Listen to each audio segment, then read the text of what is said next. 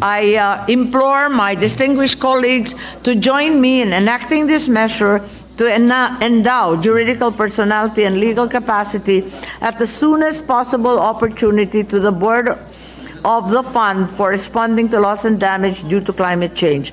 In his last State of the Nation address, the President emphasized the Philippines' position on the Board of Loss and Damage as complementary to our own local efforts, as well as our way to access financial assurance for climate change initiatives.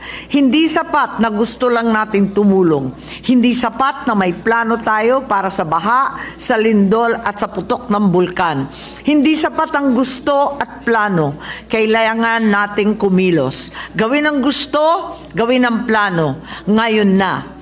Maraming salamat sa ating mahal na Pangulo at sa